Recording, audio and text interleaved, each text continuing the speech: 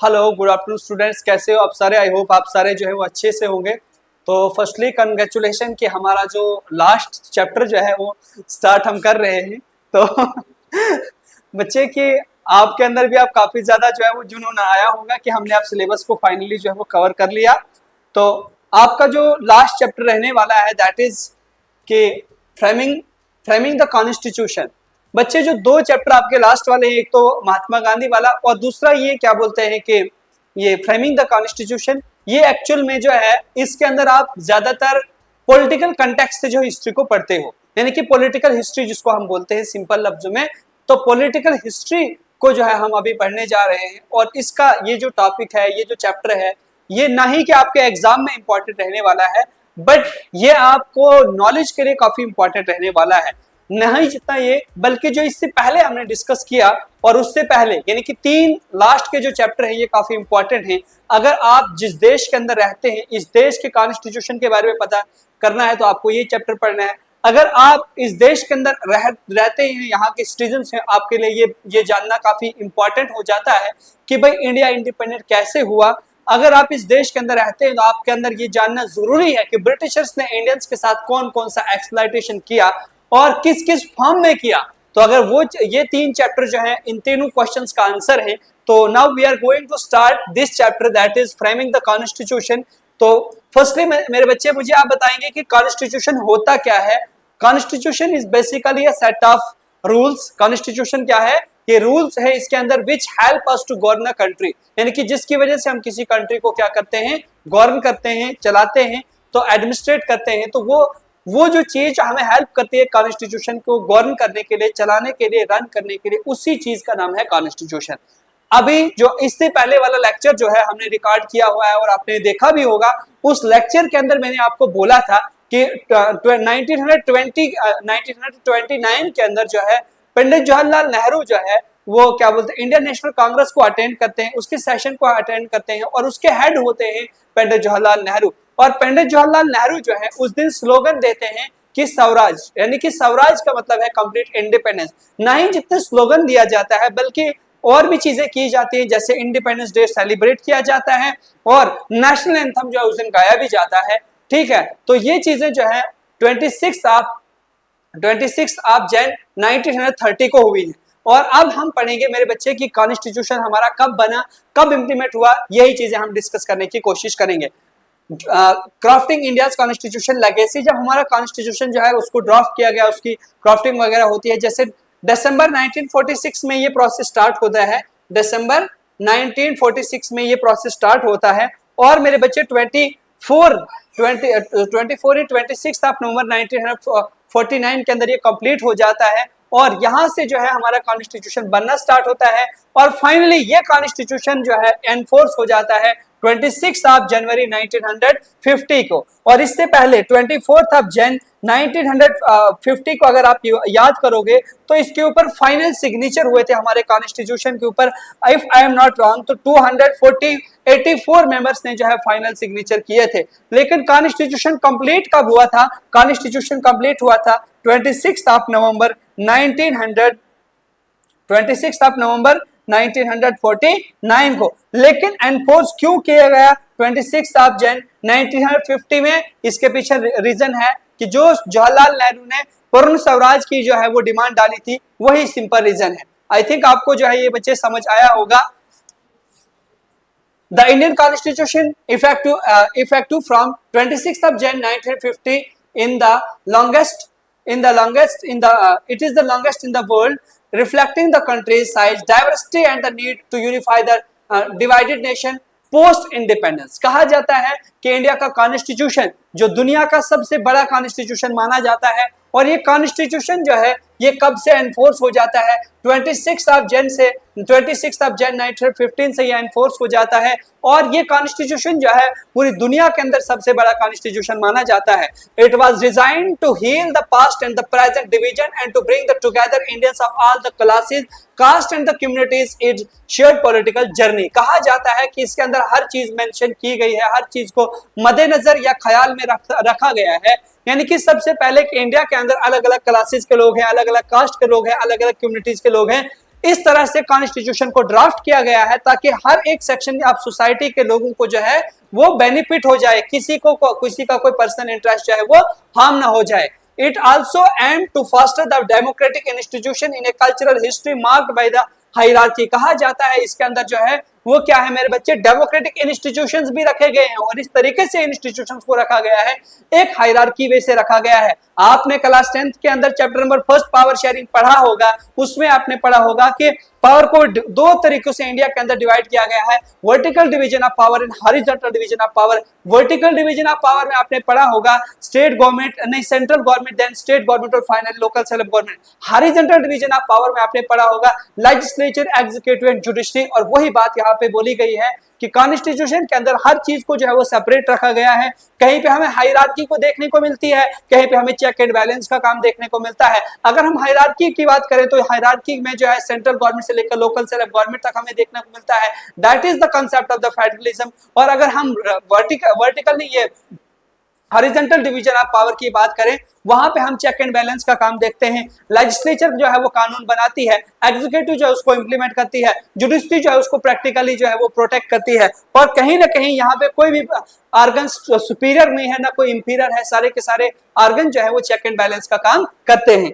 The Constitution was drafted between November 1946 and November 1949 with discussion in the Constituent Assembly separated across 11 session and 165 days। मेरे बच्चे, कहा जाता है constitution बनना start होता है दिसंबर 1946 से, एग्जैक्ट डेट इसकी है 9 दिसंबर 1946 से, और कंप्लीट हो जाता है 26 नवंबर 1949 में। मेरे बच्चे, इसके अंदर जो टाइम पीरियड लगता है 2 years 11 months, 2 years 11 months and 18 days इसके अंदर टाइम पीरियड लगते हैं। और इसके अंदर अगर हम डेज बात करें तो यानी कि जब इसकी सेशंस हुई हैं, इसकी मीटिंग्स हुई हैं, वो टोटल नंबर ऑफ डेज जो हैं वो 165 डेज हैं। The process involve various communities refinings the drafts. कहा जाता है बहुत सारी कमेटीज बनाई गई जिन्होंने इसके कॉन्स्टिट्यूशन के ड्राफ्ट को रिफाइन किया गया। This chapter explore the history and the debate behind the constitution creation, giving insight into the vision of the new nation. कहा जाता है इस चैप्टर में हमने वो चीजें डिस्कस करनी है जिसके पीछे कोई डिबेट है, कोई डिस्कशंस है, और ये बताया जाता है कि किस तरह से एक नेशन के अंदर कॉन्स्टिट्यूशन को बनाया जाता है। की एलिमेंट्स जो है इस चैप्टर के अंदर जो हमने पढ़ने हैं, सबसे पहले मेरे बच्चे अगर हम देखें तो क्विट इंडिया मूवमेंट जो है 1942 के अंदर, जहां पे लोग कंप्लीट वे से जो है स्वराज की डिमांड करते हैं। फिर सुभाष चंद्र बोस जो है वो आर्म स्ट्रगल, मतलब वो जो है एक आर्मी अपनी बना लेते हैं। उसके बाद जो है नेवल रिवोल्ट होता है कि रॉयल इंडियन नेवी अपराइजिंग होती है 1946 के अंदर। उसके बाद जो है मास प्रोटेस्ट होता है और हिंदू मुस्लिम यूनिटी हमें देखने को मिलती है। फाइनली जो है इंडिपेंडेंस जो है वो हो जाती है कब, 15 अगस्त 1947 में। ठीक है, नेक्स्ट है बच्चे हमारे पास ट्यूमुलस टाइम्स। ट्यूमुलस टाइम का मीनिंग यहाँ पे है यानी कि जिस टाइम पीरियड में काफी ज्यादा कियासनेस है, जिस टाइम की पीरियड के अंदर काफी ज्यादा अफरा तफरी का माहौल है। India gain independence on 15 August 1947 but it was divided leading to the massive displacement and the violence during the partition. India जो है वो आजाद होता है कब, 15 अगस्त 1947 के अंदर। लेकिन ये आजादी खाली एक दिन ही जितनी है, बट इसके पीछे बहुत सारा टाइम पीरियड जो है वो लगा है पार्टीशन करने के अंदर, और बहुत ज्यादा वायलेंस भी रही है। क्विट इंडिया स्ट्रगल हमारे इंडिया के अंदर 1942 के अंदर स्टार्ट होती है, जिसके अंदर हमने देखा बहुत सारे लोग मारे भी जाते हैं। And Subhash Chandra Bose armed struggle were key event that fueled the fight for freedoms। कहा जाता है जो सुभाष चंद्र बोस ने भी जो है काफी अपनी आर्मी बनाई और उसकी वजह से भी जो है वो काफी इंपॉर्टेंट रोल उसने प्ले किया फ्रीडम स्ट्रगल के अंदर। The Royal Indian Navy uprising 1946 के अंदर and mass protest workers and peasants were significant movement showing wide separate discontinuants. यानी कि जो नेवल अपराइजिंग होती है तो इसकी वजह से भी हमें कहीं ना कहीं जो डिसकंटेंट इंडिया के अंदर देखने को मिलता है, यानी कि बेचैनी इंडिया के अंदर देखने को मिलती है। Popular uprising displayed significantly Hindu Muslim unity contrasting with the political disorder between the Congress and the Muslim league. कहा जाता है मेरे बच्चे हिंदू और मुस्लिम की जहां पे बात करें तो यहाँ यूनिटी तो पहले थी, उसी की वजह से तो इंडिया इंडिपेंडेंट होता है। लेकिन बाद में क्या होता है, बाद में कांग्रेस और मुस्लिम लीग के कुछ आपस के रिलेशंस खराब हो जाते हैं, और जब इनके रिलेशंस खराब हो जाते हैं, फिर जो मुस्लिम लीग है वो पार्टीशन की डिमांड करती है, और पार्टीशन नहीं बल्कि वो सेपरेशन की भी डिमांड करती है। वो चाहती है हम इंडिया से अलग हो जाएं, ठीक है। On independence on 15th of August 1947 there was an outburst of joy and hope unforgettable for those who experience it। कहा जाता है मेरे बच्चे के 15th of August 1947 का दिन तो ऐसा था जिस दिन काफी ज्यादा खुशी और जिस दिन काफी ज्यादा होप्स लोगों को थी, उम्मीदें भी पूरी हो गई और लोगों को खुशी भी हो जाती है। और वो चीज ऐसी है जो आज तक लोगों को नहीं भूली है, जिसको जो अनफॉरगेटेबल है।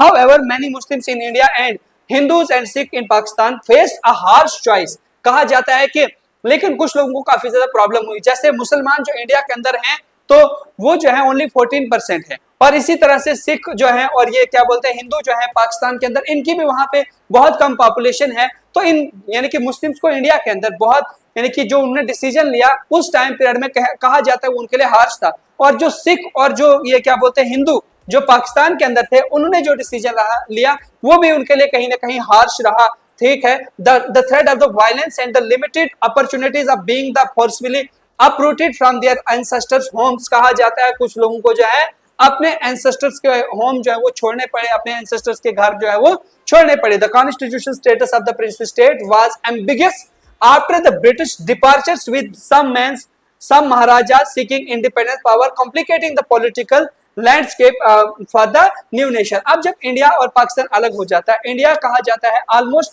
552 प्रिंसली स्टेट के अंदर इंडिया होता है, और इसमें से सारी की सारी प्रिंसली स्टेट जो है वो इंडिया के साथ जुड़ जाती हैं, और except 3 princely state. Number 1 Hyderabad, number 2 Junagadh and number 3 Jammu and Kashmir. ये 3 प्रिंसली स्टेट इंडिया के साथ मर्ज नहीं होती हैं। हाँ इसमें कोई शक नहीं है कि भाई बाद में जो है हैदराबाद को पॉलिटिकल एक्शन से और ये क्या बोलते हैं जूनागढ़ को शायद से रेफरेंडम से, और जम्मू और कश्मीर को इंस्ट्रूमेंट ऑफ एक्सेशन साइन करने की वजह से जो महाराजा हरि सिंह और लॉर्ड माउंटबेटन के बीच में होता है, उससे जो है Jammu Kashmir integral part of India बन जाता है।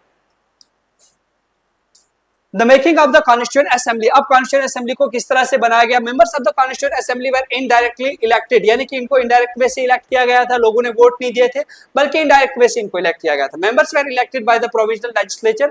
The Constituent Assembly was dominated by the Congress। कहा जाता है कि जो प्रोविंशियल लेजिस्लेचर उस टाइम पीरियड में थी, उन्होंने जो है मेंबर्स को अपॉइंट किया था किसके लिए मेरे बच्चे कि ये कॉन्स्टिट्यूएंट असेंबली के लिए। और कॉन्स्टिट्यूएंट असेंबली जो थी वो डोमिनेटेड थी, यानी इसके अंदर कौन से लोग ज्यादा थे? वो इंडियन नेशनल कांग्रेस के लोग थे, ठीक है। The Muslim League boycotted the assembly as it wanted a separate constitution and separate state. लेकिन जब बात आई कॉन्स्टिट्यूएंट असेंबली की, हमने अभी पीछे पढ़ा तो उसमें हमने ये देखा मेरे बच्चे कि मुस्लिम लीग जो है वो पहले से ही चाहती थी हम सेपरेट हो जाएं, किससे? हम जो है इंडिया से सेपरेट हो जाएं। पहले तो इनके रिलेशन काफी अच्छे थे हिंदू और मुस्लिम्स के, लेकिन with the passage of time Jinnah ने जो अपने 14 पॉइंट्स दिए और बहुत सारे इंसिडेंट होते हैं, उसके बाद जो है कहीं ना कहीं इनके बीच में प्रॉब्लम्स क्रिएट हो जाती है। और मेरे बच्चे कहा जाता है कि मुस्लिम लीग जो है वो किसकी डिमांड कर रही थी? वो सेपरेट कॉन्स्टिट्यूशन की डिमांड कर रही थी और सेपरेट स्टेट की डिमांड कर रही थी। दो members were mostly from the Congress but views and opinion of its members were diverse. कहा जाता है कि ज्यादातर तो लोग इसके अंदर इंडियन नेशनल कांग्रेस के थे, लेकिन उनकी जो विचारधाराएं थी, उनकी जो सोच थी, वो सब लोगों को लेकर थी। In the constitution assembly there was intense debate between the members regarding different ideas and proposals. और इनके बीच में अलग अलग आइडियाज, अलग अलग प्रपोजल्स जो है वो लोगों के बीच में थे। Intense discussion with in the constituent assembly was also influenced by opinion of the public। The public was also asked to send their views and ideas। लेकिन लोगों को ये भी आजादी दी थी, आप भी अपने आइडियाज जो है वो रख सकते हैं।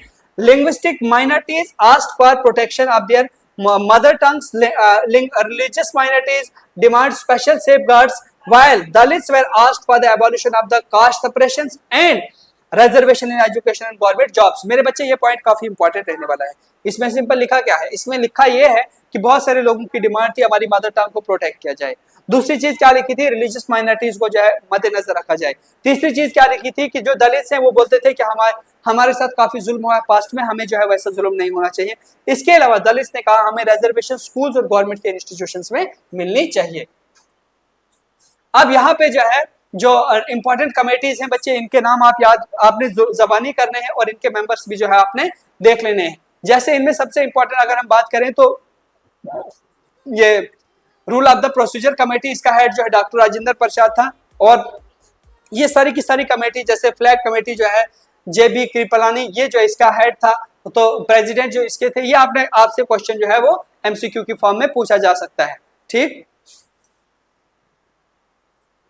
dominant voice out of all 300 members of the Constituent Assembly, few members like Pandit Jawaharlal Nehru, Villabhai Patel, Rajendra Prasad, Dr. B.R. Ambedkar, ICM Munshi and Aladhi Krishnan Swamy Ayerwar had a remarkable contribution। यानी कि member तो 300 थे, लेकिन यहाँ पे जो हमें personalities के नाम पड़े, इनका ज्यादा इन्फ्लुएंस जो है पूरी की पूरी कॉन्स्टिट्यूंट असेंबली में रहा है।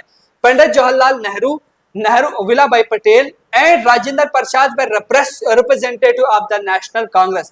कहा जाता है पंडित जवाहरलाल नेहरू, सरदार वल्लभभाई पटेल और राजेंद्र प्रसाद जो है ये इंडियन नेशनल कांग्रेस के रिप्रेजेंटेटिव भी थे।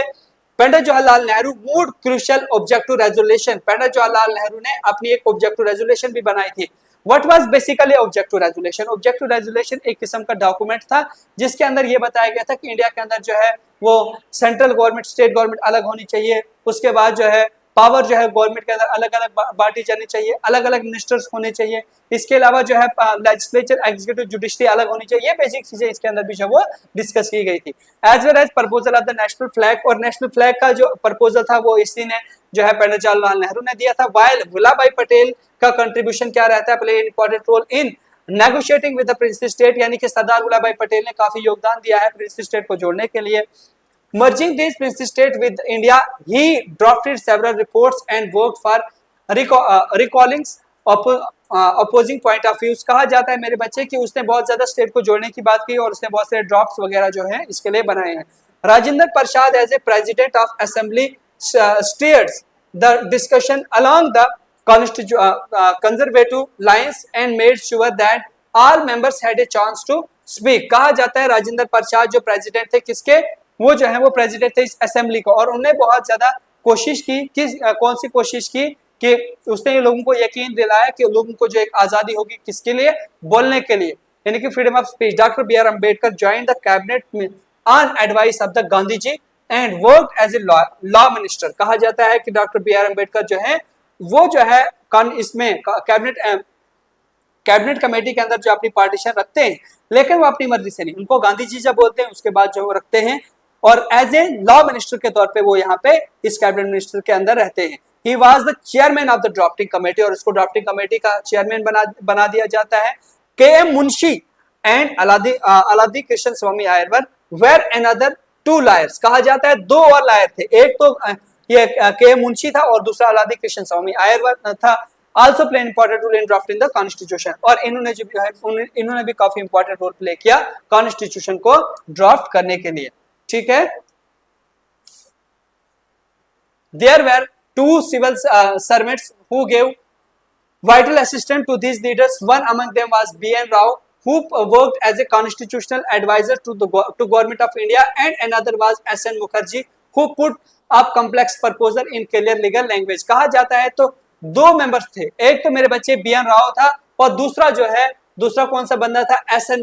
मुखर्जी। इन्होंने काफी योगदान दिया है कॉन्स्टिट्यूशन बनाने के लिए। Ambedkar was responsible for guiding the drafting constitution through constituent assembly, और जो डॉक्टर बी आर अम्बेडकर है वो गाइडिंग के तौर पे उसने गाइड किया कि हमने अपने कॉन्स्टिट्यूशन को कैसे ड्राफ्ट करना है। A process that took place 3 years and field 11 volumes of the discussion. कहा जाता है कि इसके अंदर जो है 3 साल लगे। अब 3 साल तो नहीं है, 18 days कम थे, आप ये याद रखोगे। 2 years 11 months मैंने आपको पहले ही बोला है, एंड 18 days। एक्चुअल में टाइम पीरियड यही है सारा। ठीक है, अप्रॉक्स 3 days 3 year बोल सकते हो, लेकिन 12 days उसमें कम है। During the drafting the members of the assembly express their divergent view on key issues like the language. Indians should speak the political economic system to adopt and the moral values to uphold। कहा जाता है कि इसके अलावा बहुत सारी committees ऐसी बनाई जहाँ पे लोगों के अलग अलग व्यूज उन्हें रखने थे। जैसे मेरे बच्चे जो है कुछ लैंग्वेज के रिलेटेड थे, कुछ जो है वो क्या बोलते हैं पॉलिटिकल और इकोनॉमिक इश्यूज को लेकर थे, जहाँ पे और मॉरल वैल्यूज को लेकर थे।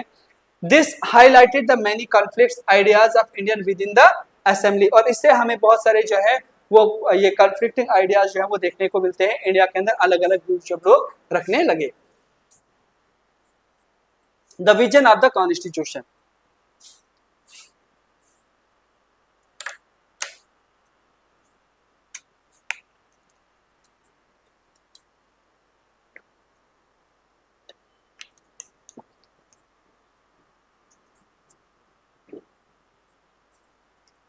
The vision of the constitution. On 13th of December 1946, Jawaharlal Nehru introduced objective resolution. It proclaimed India to be an independent sovereign republic. अब ऑब्जेक्टिव रेजोल्यूशन मैंने आपको बोला बेसिक चीजें थी, और उससे पता चला था कि जवाहरलाल नेहरू ने एक चीज डिक्लेयर कर दी, इंडिया क्या है, इंडिया जो है इंडिपेंडेंट सॉवरेन रिपब्लिक है। रिपब्लिक का मतलब यहाँ पे जो हेड होगा वो उसके पास बहुत ज्यादा पावर होगी। गारंटी इट्स सिटीजन जस्टिस, और इसके सिटीजन को जस्टिस मिलेगा। और क्या मिलेगा मेरे बच्चे, सिटीजनशिप मिलेगी, जस्टिस मिलेगा, इक्वलिटी मिलेगी, freedom and assured adequate safeguard for minorities, backward and tribal areas, depressed and backward classes, और जितने भी मतलब बैकवर्ड लोग हैं ट्राइबल एरिया से, उन सबको जो है वो फायदा हो जाएगा। Objective resolution outline the ideas of the constitution and provide framework for constitution making. और कहा जाता है ऑब्जेक्टिव रेजोल्यूशन काफी हेल्प करता है किसके लिए, कॉन्स्टिट्यूशन बनाने के लिए। और कॉन्स्टिट्यूशन मतलब वो कुछ आइडिया जो है उससे लिए जाते हैं जो ऑब्जेक्टिव रेजोल्यूशन में काफी हेल्प करते हैं। Jawaharlal Nehru refer to American and French constitution and 11 event associated with its making. He said that we are not just going to copy them. Instead, he said it is important to learn from these so mistake can be avoided. कहा जाता है जवाहरलाल नेहरू ने बोला हम America के constitution को मैं पढ़ूंगा और फ्रांस के कॉन्स्टिट्यूशन को मैं पढ़ूंगा, डिटेल्ड वे से डिस्कस होगी और चीजों को समझा जाएगा। और ये नहीं कि भाई मैं वहां से चीजों को कॉपी पेस्ट करूंगा, बट वो देखूंगा कि कोई गलती हम ऐसी ना कर बैठे कि जो गलती हमें नहीं करनी चाहिए, तो जिसमें हमें बाद में रिग्रेट होगा। इसलिए जो है इसने काफी ज्यादा एनालिसिस किया इन कॉन्स्टिट्यूशन का। इसके बाद जो है इंडिया के कॉन्स्टिट्यूशन में चीजों को डाला गया। Nehru said that system of the governance to be established in India had to fit in with the temper of our people and should accept it to them। कहा जिस तरह के यहाँ पे लोग हैं, इस तरह के मतलब यहाँ पे जो है लोगों की सोच है, इसी तरह का कॉन्स्टिट्यूशन यहाँ पे बनना चाहिए। The objective of India's constitution was to blend liberal democratic ideas with the socialist concept of economic justice and to adopt the reshape of these ideas to fill the Indian context। अब इससे जवाहरलाल नेहरू ने बोला कि हमारी सोच क्या है, liberal democratic. Liberal democratic का मतलब क्या है, हम किसी के गुलाम नहीं होने चाहिए, हम बिल्कुल फ्री होने चाहिए। और साथ में socialistic concept, socialistic concept mean हमारा जो कंसेप्ट है सोसाइटी के रिलेटेड वो अच्छा होना चाहिए, हम अपनी सोसाइटी की डेवलपमेंट ग्रोथ करनी चाहिए। इसके अलावा इकोनॉमिक जस्टिस होना चाहिए। और साथ में इसने क्या बोला कि यहाँ पे हर चीज जो है वो इस तरह से करनी है जिससे सब लोगों का फायदा हो जाए। और ये नेहरू ने कुछ चीजों को जो है नेहरू विजन ऑफ इंडिया, उसने इंडिया के बारे में क्या बोला, जो ऑब्जेक्टिव रेजोल्यूशन है कि इंडिया जो है वो क्या होना चाहिए, डेमोक्रेटिक इंस्टीट्यूशन हम यहाँ पे सेट करेंगे, जिसमें इसने बोला डेमोक्रेसी के अंदर क्या आएगा, इकोनॉमिक डेमोक्रेसी भी होनी चाहिए। बस सिर्फ वोट डालना जो है वो डेमोक्रेसी नहीं, बल्कि लोगों को जो है वो फायदा भी होना चाहिए, इनकी इकोनॉमिकली जो है वो ग्रोथ होनी चाहिए। Tempers and acceptance of the Indian, यानी कि ये सारी चीजें जो है इंडियंस को फॉलो करनी है। इसको आप जो है वो रीड कर लेना, ठीक है। The will of the peoples, अब लोगों की जो पावर है। Somnath Lahori, a communist member, said we Indians need to be free from British influence. He further said Constituent Assembly was British made and was working with British plan। अब इस सोमनाथ लाहौरी ने कहा हम इंडियंस जितने भी हैं हम जो है वो फ्री तो हैं, लेकिन हमें ब्रिटिशर के इन्फ्लुएंस से भी फ्री रहना चाहिए। अब हम फ्री हो गए हैं, अब आजाद हैं, अब हमें ब्रिटिशर्स की जो बातें हैं उन पे अमल नहीं करना है, उनकी जो सोच थी उस सोच पे हमें नहीं चलना है। इसलिए उन्होंने कहा कि जो कॉन्स्टिट्यूट मेकिंग बॉडी है कहीं ना कहीं जो है उनका इसने जो है क्रिटिसिज्म किया और इसने बोला कि वो उसी प्लान पे चल रहे हैं जो ब्रिटिशर ने उनको बोला है। Nehru said in his response that it is true. Nehru ने कहा ये आपकी बात तो बिल्कुल सही है, but British government play role in assembly birth and attachment condition to the function of the assembly. कहा कि हाँ ब्रिटिश लोगों ने हमारा साथ दिया कि हमें मतलब जो ये कॉन्स्टिट्यूएंट असेंबली है इसको ओपन करवाया, इसके साथ बहुत सारी चीजें अटैच करवाई, मतलब जोड़ा हमें इसके साथ। But he also said we have met because of strength of the peoples behind us and we shall go as far as people wish to go along with us. लेकिन इसने बोला अब लोगों की कुछ सपने हैं और हमें जो ये असेंबली खोल के दी है मतलब वो उस असेंबली को हमें अब यूज करना है। ब्रिटिशर्स तो यहाँ पे नहीं है। अब हमें क्या करना है कि हमें इसको जो है वो लोगों के जो माइंड के अंदर जो चीजें चल रही हैं, लोगों की डेवलपमेंट करनी है, हमें उनके हर एक चीज को जो है वो देखना है। The Constituent Assembly aimed to reflect the aspiration of those involved in the independence movement. Democracy, equality and justice were ideas closely linked to India's social struggle since the 19th century. कहा जाता है कि democracy एक चीज है जिसके अंदर ये डेमोक्रेसी, इक्वालिटी और जस्टिस जो है ये एक ऐसी चीजें हैं जिसकी वजह से इंडिया इंडिपेंडेंट हो जाएगा, और ये सपना 19th सेंचुरी से लोगों ने देखा हुआ था। As the demand for the representations grew, the British introduced several constitutional reforms through Act 1909, 1919, 1935 कहा, इसके लिए बहुत सारे एक्ट लाए गए। 1909 के, 1919 वाले, 1935 एक्ट, इन एक्ट्स ने काफी ज्यादा हेल्प की, और किसके लिए? प्रोविजनल गवर्नमेंट के लिए। ठीक है, next 1919 the executive becomes the partly responsible to the provincial legislature। कहा जाता है मेरे बच्चे कि एग्जीक्यूटिव जो है वो रिस्पॉन्सिबल बन जाता है लेजिस्लेचर का। क्यों? बिकॉज की जो 1919 के अंदर एक्ट आया था उसमें ये लिखा था, and nearly fully are under the government of Indian Act 1935. The 1937 election under the 1935 Act saw the Congress win in 8 out of the 11 provinces। और यहाँ पे 8 प्रोविंसेस में से 11 प्रोविंसेस के अंदर जो 11 प्रोविंसेस में से 8 प्रोविंसेस में जब इलेक्शन हुए थे 1937 के अंदर, तो उनमें से 8 प्रोविंसेस के अंदर जो है कांग्रेस ने गवर्नमेंट बनाई थी। Nehru argued that the member of the assembly were elected provisional legislature and provisional legislature is elected by the Indian peoples. Nehru ने कहा कि जो असेंबली है, असेंबली के अंदर जो लोग हैं वो प्रोविजनल लेजिस्लेचर के हैं, लेकिन प्रोविजनल लेजिस्लेचर को जो लोग हैं उनको चुना है इंडिया के लोगों ने। So here we represent our countryman. अब इसने बोला कि इसलिए हम अपने कंट्रीमैन को रिप्रेजेंट कर रहे हैं, बिकॉज उन्होंने हमें चुना और हमें आगे चुन के भेजा गया है, तो इससे इसका मतलब हम अपने कंट्रीमैन को रिप्रेजेंट कर रहे हैं। The constitution as constituent assembly was expected to express the aspiration of the people, democracy, equality and justice were ideas that peoples of India aspire for. कहा कि डेमोक्रेसी, इक्वालिटी और जस्टिस ये कुछ ऐसे आइडियाज हैं जो हम लोगों को क्या करते हैं? इंस्पायर करते हैं। The vision of the Nehru was trying to outline 13th of December 1946 was one of the constitution of the independence sovereignty republic of India। कहा जाता है कि जो विजन थी जवाहरलाल नेहरू की, जो उसने बताया 13th of December 1946 में, वो ये था, इंडिया एक इंडिपेंडेंट देश होना चाहिए, यहाँ पे सॉवरेनिटी होनी चाहिए, और यहाँ पे जो है लोगों के राइट्स को जो है वो मद्देनजर रखा जाना चाहिए। ठीक है, डिफाइनिंग राइट्स। अब राइट्स के बारे में जवाहरलाल नेहरू ने कहा था, Nehru invoked the will of the people, यानी कि राइट्स क्या है? Rights of the will of the people, stating that the constitutions maker must fulfil the patience in the heart of the masses. कहा कि जो कॉन्स्टिट्यूशन मेकर्स हैं उनके heart के अंदर मासेस के लिए क्या है, मतलब मासेस के लिए जो है वो मतलब उनकी बातें सुननी है, वो पेशेंस होने चाहिए।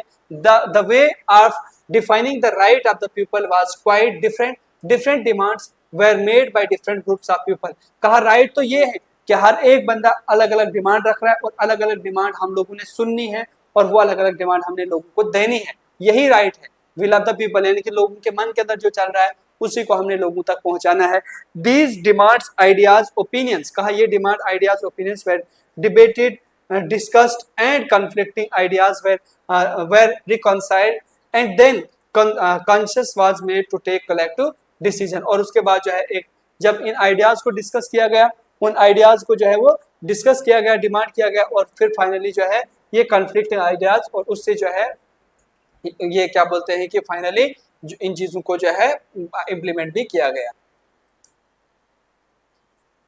The problem is separate electorates. अब सेपरेट इलेक्टोरेट से क्या प्रॉब्लम होगी? ठीक है, on 27th of August 1947 B Pocker Bahadur argued that minorities cannot be ignored and need strong political representation to live peacefully, and separate electorates would give Muslims a meaningful voice in government।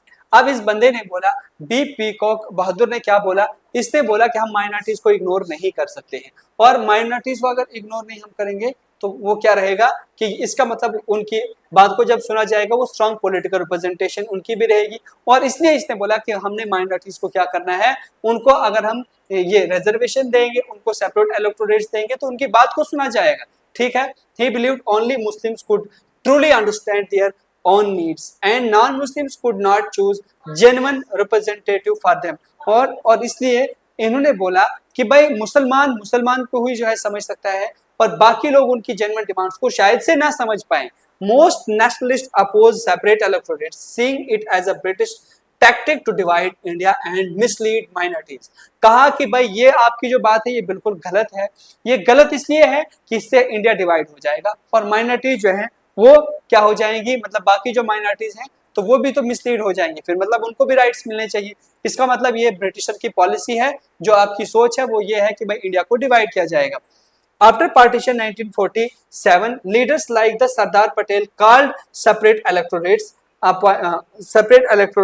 poison that caused divisions, violence and bloodshed, urging it removal for peace।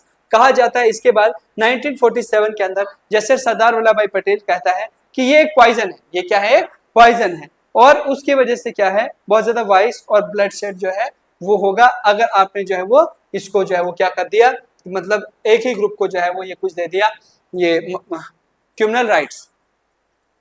Govind Ballabh Pant argued that separate electorates harm national unity, emphasizing that citizens should elect members of one state not only as the members of their communities। कहा कि member एक state के हैं और वो जो है वो एक स्टेट के मेंबर जो है और वो सब कम्युनिटीज को जो है वो रिप्रेजेंट करेंगे।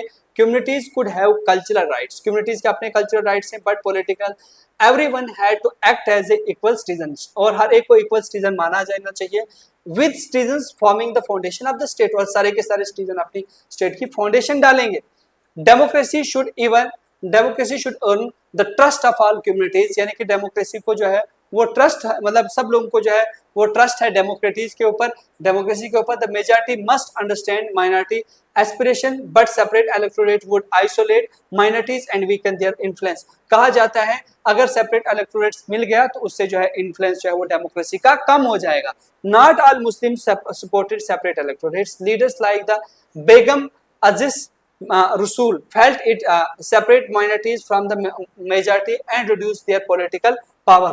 और कुछ लोग तो मुसलमानों में भी सोचते थे कि नहीं अगर ऐसा होगा तो पावर जो है वो कम होगी, जैसे इस लेडी ने बोला था कि अगर हमें आप अलग करोगे उससे हमारी पॉलिटिकल पावर कम हो जाएगी। By 1949 most Muslim members of the Constituent Assembly argued separate electorates were harmful and active participation in democratic politics was better way to ensure their voice। कहा बहुत सारे लोगों ने ये बोला कि जिस तरह से आप बोल रहे हो कि भाई सब लोग मतलब हमें रिजर्वेशन नहीं मिलनी चाहिए, वो ठीक है, अगर सेपरेट इलेक्टोरेट मिल गया तो फिर हमारी पावर कम हो जाएगी, इसलिए जो है एक्टिव पार्टिसिपेशन हमारी तब रहेगी जब हमारा सेपरेट इलेक्टोरेट नहीं होगा। Separate electorates were seen as a division and harmful and the focus shift to integration, equal citizenship and inclusive democracy. और इससे अगर सेपरेट इलेक्टोरेट नहीं मिला इसका मतलब बिल्कुल ये क्लियर हो जाएगा यहाँ पे क्या है, इंटीग्रेशन है, इक्वल सिटीजनशिप है और इंक्लूसिव डेमोक्रेसी है। ठीक है, we will need much more than this resolution, यानी कि इस रेजोल्यूशन के अलावा हमें और भी कुछ चाहिए। N.G. Ranga, a socialist and a leader of the peasants movement, welcomed the objective resolution and urged that the term ministers be interpreted in economic term। कहा कि N.G. Ranga ने बोला, जो एक सोशलिस्ट पर्सन था, और इसने क्या बोला, इसने कहा हम वेलकम करते हैं ऑब्जेक्टिव रेजोल्यूशन का, लेकिन इसने साथ में ये भी बोला कि minorities be interpreted in economic term, यानी कि माइनॉरिटीज को जो है इकोनॉमिक वे से जो है कोई ना कोई बेनिफिट मिलना चाहिए। The real minorities are poor and downtrodden. बच्चे ये तो काफी इंपॉर्टेंट पॉइंट है। इसने बोला कि जो रियल माइनॉरिटीज है वो तो वो लोग हैं जो काफी गरीब है और काफी ज्यादा पिछड़े हुए लोग हैं। N.G. Ranga welcomed all legal and civil rights granted by the constitutions to its citizens, but said that these rights can only be enjoyed when suitable condition or opportunities are provided। कहा कि भाई ये rights तब मिलेंगे सबको जब ऐसी suitable conditions होगी जो सबके लिए अच्छी होंगी। इसका मतलब ये चाहते थे कि भाई ऐसे rights मिले और जो क्या होंगे, जो क्या बोलते हैं जिससे सब लोगों का बेनिफिट हो जाए, यानी कि और ये अगर देखा जाए जो आज के टाइम में इकोनॉमिकल वीकर सेक्शन वाला जो वो क्राइटेरिया है वो ये इसी बात को फॉलो करता है, यानी कि जो लोग गरीब हैं तो वही जो है एक्चुअल में माइनॉरिटीज में आने चाहिए, इसका कहने का मतलब है, और उन्हीं को रिजर्वेशन मिलनी चाहिए, and that two is taken from here.